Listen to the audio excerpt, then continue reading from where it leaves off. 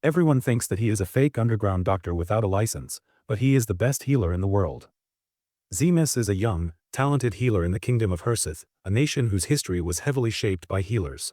The Royal Hospital of Herseth is famous throughout the world for its talented healers who make the world a better place. But Zemus is not like the other healers who are properly trained and have a license. He is a self-trained healer operating in the slums without a license. He lives in a big, run-down house along with his elf servant Lily, and heals anyone who can pay his fee without any questions. He has another housemate, a MILF ghost named Carmela, who just floats around the house doing nothing. On one usual day, after treating all the patients who visit him, Zenas goes on a house visit for a patient who can pay him more, and Lily starts cooking dinner. Soon after he leaves, a whole multi-species lineup of his simps come to the clinic hoping to spend some time with him. They include the lizard girl Zofia, the dumb furry Linga, and the dark elf muscle mommy Loey. The girls begin competing over the right to see Zenas first, and talk about how they want him to examine their bodies thoroughly. But Lily angrily interrupts them because she doesn't like anyone thirsting after him. After she is done calming the three girls, Lily invites them to stay over for dinner, saying that they are going to eat together once Zenas returns. However, once she steps out of the room to do laundry, the furry and the muscle mommy can't hold back their urge to taste the delicious stew before dinner.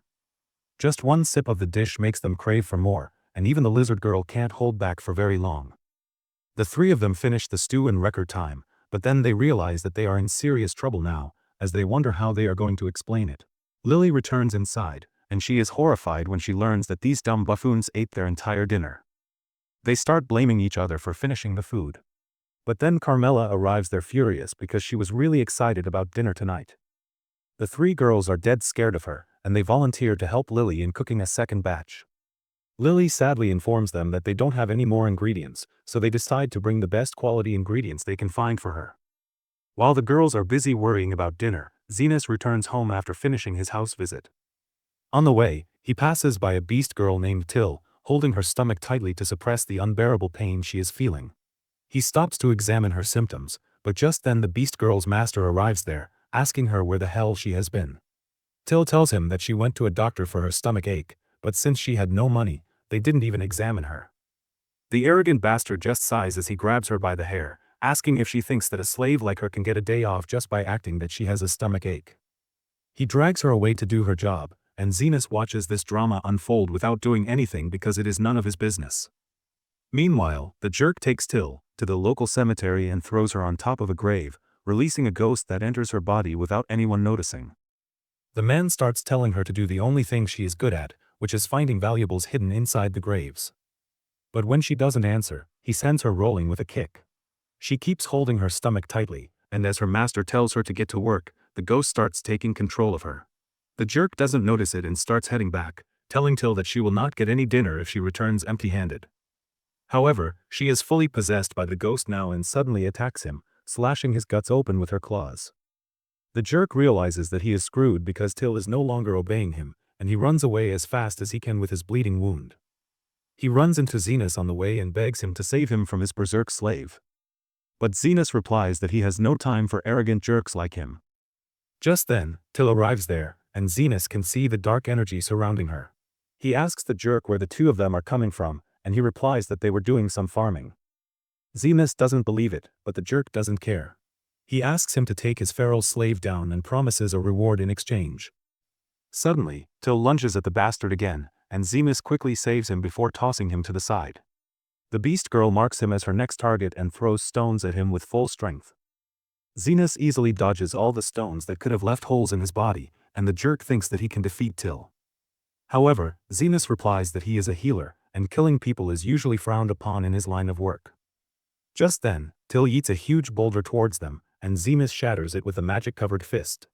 Till then dashes towards him with great speed, and he dodges a few attacks before letting her strike his magic barrier that sends her flying into a building. She somehow crawls out the rubble despite serious injuries, but because of that, the ghost starts losing its control over her. Zenas is finally sure about what's bothering her, but as he tries to help her, Till bites his arm. Zenas doesn't care about that, and he immediately uses his healing magic on her, treating her wounds and expelling the ghost possessing her. He purifies the ghost with his powers too, and then declares that he has done enough work for today. The rich bastard sees all this, and now he finally believes that Zenas is a skilled healer. He asks him to save him, but Zenas replies that he has already met his target for today. The man complains that he is dying and demands him to heal him right away, and Zenas tells him that it will cost him extra. The man throws his purse in front of him to cover for the expenses, but Zenas tells him that it is not enough. The man gets pissed at this and threatens to complain to the medical board about charging too much, but Zenas tells him to go ahead, because he doesn't have a license and the medical board can kiss his ass. He then suddenly gets an idea and says that he will take the beast girl as the rest of his payment. The rich bastard immediately agrees to the deal, and Zenas doesn't waste any time in treating him. After that, he stays with the unconscious beast girl till she wakes up, and her stomach pain flares up again. She asks Zenas who he is, and he shows her the documents, saying that he is her new master. He then immediately gets down to business and tells Till to strip because he needs to check something. She freaks out, thinking that her new master is a pervert, but since she is a slave, she has no choice. Till removes her shirt, and Zenas sees a gallstone that is causing all her pain. He begins saying some medical mumbo-jumbo like he is Dr. House, and then uses his magic to pull the gallstone out of her body. Till immediately feels better and asks Zenas how he did that, and he replies that he used magic to cut her open, pull the stone out, and then patch her back, just within a second. Till can't believe that this is even possible, but Zenas likes to be humble at times and says that any healer could have done that. Till can only thank him for curing her, but Zenas says that he doesn't want her thanks. Instead, he wants her to pay back the amount she cost him. Till is willing to do anything for him, starting with a Glock 3000, but Zenas is no beta simp, and he tells her to find a special herb for him. Till is disappointed, but she still finds the special herb for him, and Zenas tells her that she has fully repaid her price now. She doesn't understand if he is joking or telling the truth, so Zenas tells her that he would not have found these herbs without her, so she really has paid him back for buying her, and now she is free to go wherever she wants. Till can't believe this, but Zenas tears the slave contract, telling her that she owns her life now. She gets emotional and thanks him for helping her, and Zenas asks her to come to his clinic if she ever needs a healer, but also warns her that his fee is a bit high. With that, he returns home just in time for his 3 simps to return with the ingredients for their dinner. Zenas remembers the time when he was the member of the revered Golden Phoenix, which became one of the strongest adventure parties in the entire kingdom. One day, the leader of the party, named Aston, tells Zenas that they don't want a poor, slum-dwelling commoner in their party anymore and gives him a gold coin as severance pay. Aston claims that Zenas is good for nothing anyways, and they are much better off without him. Zenas is confused because he is a very strong healer who has been helping the party ever since it was formed, but Aston laughs at this, claiming that he is a poor, self-taught idiot who never got an official healer's license, which makes him completely useless. Zenas looks at him and claims that he thought that they were friends, but Aston laughs at his face alongside his friends, mocking Zenas, claiming that he was just a meat shield for them and nothing more. Aston tells him that now that they are the strongest party in the kingdom, they are basically celebrities, and it's not a good look to have a common slum dweller in a party filled with aristocratic nobles.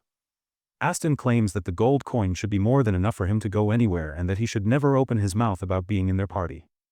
Zenas realizes that this is basically money to keep him quiet, so he gets up and leaves the room while thinking about what he will do with his life now. While walking aimlessly, he suddenly hears the sound of someone struggling and goes over to investigate. It turns out to be a man and a woman trying to subdue an elf slave so that they can sell her off to an ugly noble, but the slave girl tries to fight back and run away, forcing the man to shoot an arrow in her leg. He walks up and grabs her by the collar, but the elf is fiery, and bites his attacker's hands, making him even more pissed. The man then grabs his dagger and stabs her in the stomach, annoying the woman who calls him a numbskull for ruining their merchandise. Zenas watches them argue over the body of the slave girl in a puddle of blood, and he decides to quickly intervene. He offers them the gold coin in return for the slave girl, and the woman immediately accepts since the girl is as good as dead already. The duo immediately disappear in the darkness while Zenas quickly starts examining her wound. The slave girl thinks that she is already dead, but Zenas is an incredible healer and easily heals her to full health. The slave girl is utterly surprised since she didn't even feel a thing and thanks Zenas for his help. She introduces herself as Lily, and immediately gets worried about the gold coin that Zenas paid for her. Zenas realizes this and tells her not to worry about that at all, as it wasn't a big deal. In reality, he wasn't too keen on holding on to the pity money from a jerk like Aston anyways. Lily asks whether Zenas is a world-famous healer, but he replies that he is a nobody who doesn't even have a healing license. He then asks where she lives, but she replies that she is hungry and homeless. Zenas decides to take her in and takes her to a small tavern where he gets her some better clothing and some warm food. Lily eats hungrily, asking whether Zenas is not going to eat anything, to which he replies that he is not hungry, when in fact he doesn't have any more money to buy food. Just when he was thinking about how to look for a job, a lizard man enters the tavern asking for some water. He sits down on a chair with blood dripping from his arm from what seems like a bullet hole. Zenas walks up to him and examines his wound, claiming that there is nothing to worry about, as it is basically a scratch. The lizard man thinks that Zenas is just a jerk, but without a second word, Zenas raises his arms and chants the healing spell, which completely heals the lizardman's wound immediately. The lizard boy is shocked but happy at the same time and immediately hands Zenas some money before leaving the tavern. Zenas is a little confused because this is the first time he has been paid for healing someone. Lily claims that it seems pretty normal for her, as healers charge a fee to heal someone. Zenas decides that he is going to live by this concept from now on and start his own clinic. One problem with that is that, since he is from the slums, getting a license for a legal operation would be next to impossible, so he would probably have to be an underground healer who works illegally. Lily seems pretty happy with this decision and promises to help him all her life. Zenas doesn't really want to drag such a young girl in an illegal operation, but since he can't leave Lily like this, he decides to let her be with him for now. He takes her to an abandoned part of the town where most of the houses are destroyed, and not a soul can be seen walking around. Lily asks why they are in such a bad place, and Zenas replies that they need to stay a little far away from the town center since they need to stay under the radar. He claims that he is looking for an intact house to call his home, and finally he spots one of the houses that isn't too bad. He starts inspecting the entire house. Even though it seems to be in a pretty bad condition, Zenas is simply happy to have a roof above his house, since for most of his life he had to sleep out in the open while he was at his old party. Lily uses her light magic to illuminate the area, and Zenas starts checking everything out, when suddenly they run into a wraith, who is none other than Carmela herself. Lily hides behind Zenas, thinking that this is the end, since wraiths are the strongest undead monsters who are said to have the touch of death. Carmela smiles at seeing fresh meat beings walking into her palace and decides to attack them, but Zenas calmly casts his healing magic, which causes her arms to disappear. She is shocked to see a human fight back, while Lily looks at him surprised, asking how the hell is he fighting a wraith. Zenas looks confused and claims that he doesn't see what the big deal is, since he has already fought against hundreds of them. It turns out that whenever Aston wanted to be amused, he would send Zenas in the deepest dungeons where he was forced to deal with wraiths, but Zenas soon realized that they are actually weak to his healing magic. Back in the present, Zenas apologizes to Carmela, but claims that he wants to stay here and would try not to disturb her. The wraith decides to attack again, but Zenas pushes her back easily. Carmela is annoyed, since she is the queen of wraiths and no human ever has dared challenge her before. She points her hands up and calls in a small army of wraiths to deal with Zenas, but the underground healer is too strong for them and casts High Heal, which immediately kills all the lower-level wraiths, leaving Carmela alone. Zenas again apologizes for barging in like this, and asks whether he could at least get a single room to run his clinic. Carmela, realizing that this human is something different, agrees to share the space but claims that the second floor is her private quarters before disappearing. A couple of days pass by after that, but the room soon starts looking more like a clinic. As they make some final adjustments, Lily asks whether they should advertise, but Zenas claims that they don't need to do anything. Just then, the door opens and the lizard man enters again. He introduces himself as Jean and tells Zenas that this time he brought his sister with him. The sister looks at Zenas, asking whether he can deal with her arm wound. Zenas realizes that she must have been shot by a magic poison bullet, which has infected her arm completely. He claims that the arm would need to be amputated, as it is already dead. The woman looks at him and asks how much would she have to pay, and Zenas quotes $100,000. Jean is outraged by this, since this is way above the market rate for a simple amputation, but the woman calms him down, claiming that Zenas is smart and knows that she is Zofia, the leader of the lizard clan. Zenas actually didn't know that, but he has heard the name before, as there are major clan leaders in the slums, one of them being Zofia, who steals from the rich and distributes to the poor. Zofia asks him to justify such a high price, and Zenas replies dryly that regenerating a new arm takes a lot of energy. This leaves her stunned, as she asks what the hell does he mean by regenerating. He looks confused and claims that he will chop her arm off and get her a new one. Zofia is shocked but tells him that if he can do that, then she will pay him the money he was asking for. Soon, he lays her down at the table, and uses an ethereal scalpel to amputate her arm before regenerating a brand new one. Zenas is surprised to know that healers don't normally do stuff like this, while Zofia thanks him for his help, claiming that she will probably be sending more people his way to get healed. A couple days pass by when, one night after tending to the patients, Zenas sits down for some tea with Carmela and Lily. When Lily asks why are the lizard people always injured when they come to him for help, Zenas claims that there are 3 factions in the underground slums who are constantly at war, one being the lizard people, one being the orcs, and the last one being the furries. Just then, he senses something, and the door opens as a bunch of furries enter the room alongside a demi-human girl who introduces herself as Linga, the leader of the furries. Zenas knows that she handles all the gambling operations and is quite a tyrant, so he tells her that they are closed for the day, but if it's an emergency then he can have a look. Linga laughs and claims that no matter how many times they beat the lizard people, they always keep popping back up completely healed. And then she learned that Zenas is the one healing them up. With that, she grabs a big axe and starts walking towards him, claiming that she will kill him so he can't help the lizard people anymore. With that, she lunges at him, but the shield around him shatters the axe. All the furries start attacking him, but it has no effect on him, so they start trashing his place. He tries to stop them, but they don't listen, when suddenly Carmela appears, angry at the destruction of her house. All the furries piss their pants, seeing a wraith angry at them. But before she could unalive them, Zenas stops her, claiming that this clinic is for saving lives and not for taking them. Carmela decides to leave him alone and moves back up, while Linga immediately drops to the floor asking for forgiveness, as a man who can deal with a wraith can delete all the furries at once. Zenas tells them not to worry about that, as he realizes that he has probably got another stream of customers for his clinic. His clinic has been booming for a while now, as he constantly gets patients from the lizard as well as the furry faction. Apart from them, now one of the orcs has also arrived, and he tells Zenas that their leader, the great Lady Loey, is sick and he wants him to look at her. Zenas tells him to bring the lady to the clinic, but the orc refuses, claiming that Lady Loey can't even move right now, and the furries and the lizard men are constantly around bringing gifts and building structures. Lady Loey can't take the risk of coming to a place surrounded by so many enemies. Zenas breathes an exhausted sigh and decides to follow the orc to their den. He walks through dark caves before arriving at an opening where he finds a beautiful muscle mommy sitting on a throne surrounded by a bunch of orcs. He introduces herself, but Loey claims that she already knows who he is, since both the lizard people and the furries can't stop raving about how much of a sigma the new underground healer is. Zenas feels annoyed by this, since he doesn't want much publicity for his clinic, as it might lead to trouble with the authorities, since he doesn't have any license. He asks what her problem is, and she instead challenges him to find the problem himself.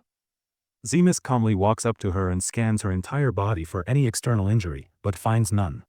After that, he decides to check her for any internal injuries, and soon realizes that there is a lump inside her stomach, which is not a baby but a mana stone. He looks at her and asks about it, when she tells him that it's an explosive stone that she ended up swallowing. Zenas asks whether someone tried to poison her, but she claims that it's nothing like that, and she just accidentally swallowed it while eating rice balls. Zenas turns around and tells her to give it some time, as she will soon shit it out herself, but Loey stops him, claiming that she accidentally ended up chewing it a bit, which is making the stone very volatile, and if she moves even a little, it might explode. The orcs immediately surround her, claiming that they will die with her but not leave her side. Zenas doesn't really care for this melodrama and wants to leave, but Loey claims that she has a huge amount of treasure hidden inside one of the chests, and she wants him to have it. He is a little confused by this and thinks that she is joking, but Loey immediately throws him a golden key, telling him that he can open the treasure with that. Zenas asks why is she doing that, and Loey claims that she has heard that Zenas always asks for a fair price, but for children, he doesn't take a single penny. Loey really liked that about him and wants him to continue the good work that he has been doing. Zenas sighs and decides to finally deal with the issue as he turns back and walks up to her, taking out his magical scalpel and slices her stomach open. The orcs are horrified and try to attack him, but before they could even surround him, he takes out the mana stone and heals her stomach back up. She is shocked by this, as she has never seen this happen before, but immediately warns Zenas that he should throw it away before it explodes. Zenas, however, doesn't even flinch, and grabs the stone in between his fists when it explodes violently. After the dust settles, Loey is utterly bamboozled to see that there isn't even a scratch on Zenas, who dusts himself off before throwing the key back at Loey and leaving. Loey stops him and asks why did he heal her when he could have simply had all the money for himself, but Zenas claims that he takes a fair price and what she was giving him was too much for a simple operation. After that day, the leaders of all the 3 factions start regularly visiting him even when they had no reason to. Zemus just chalks it up to them being completely jobless, but Lily suspects them of liking Zenas, which is confirmed by Carmela, who claims that all three of the leaders are totally lovesick for him, and will soon wage war over each other for him. Zenas ignores it, claiming that he is just an unremarkable healer and nothing else. But Carmela's word turn out to be true when one day, all three of the faction leaders visit him one by one, bringing gifts and food while claiming that they are going to wage a war the next day. The next morning, all three of the factions meet at the battlefield, with their men chatting with each other as they get ready to finally decide who is the undisputed king of the underworld. Before the fight could start though, Zenas and Lily arrive in the stadium, but instead of stopping the fight, the underground doctor tells them to get it all out of their system once and for all. With that affirmation, Zofia tries to draw first blood by taking out her daggers and attacking Linga, but the furry is fast and manages to dodge the attack. The orc decides to join in the action and jumps on Zofia, but she dodges the attack and moves back. This is when all hell breaks loose, as all the factions start slashing and punching each other in mortal combat, while the leaders of each faction engage deadly blows with each other with the intention to kill. Lily seems very disturbed by all this, but soon things take a weird turn. As they keep fighting the entire day, but for some reason, nobody dies or gives up and all their injury keep healing magically. Finally, the leaders realize that Zenas is healing all of them at once, and he replies that he doesn't care how long they keep fighting, but they are his patients, so he will keep healing them. At this point, the leaders start laughing as they realize how stupid all this is. They decide to form a truce and rule the underworld together in peace. Lily seems really happy with this, while Zenas claims that he is going to charge them a lot of money, as healing so many people at once is a very hard job. A couple days pass by, when Zofia and her brother visit Zenas' clinic once again to get healed. Both Linga and Loi are also there just chilling, while Zenas asks Zofia how did she get hurt this time.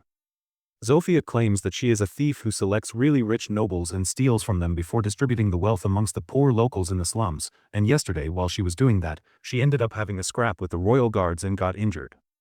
Her brother claims that his case was different, as a mad woman named the Iron Rose caught him in the open and started blasting at him like a true American. Carmela smiles and tells Zenas that she feels like this Iron Rose might pay him a visit soon, since he has managed to unite the three warring factions for the first time in years, and the nobles might find that a threat. Zenas claims that he doesn't want to deal with any of that, and sits down to eat the feast that Lily has prepared for all of them.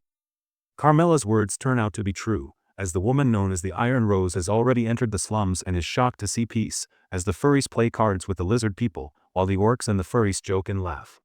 She spots one of the lizard people sitting quietly and drinking some beer, so she approaches him, claiming that it's been a while since she has last visited the slums and things have seemed to change a lot.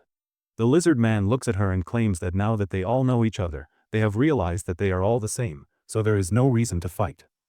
The woman asks him who the mediator was that stopped the war, but the lizard man claims that the mediator likes keeping a low profile, so he wouldn't say the name.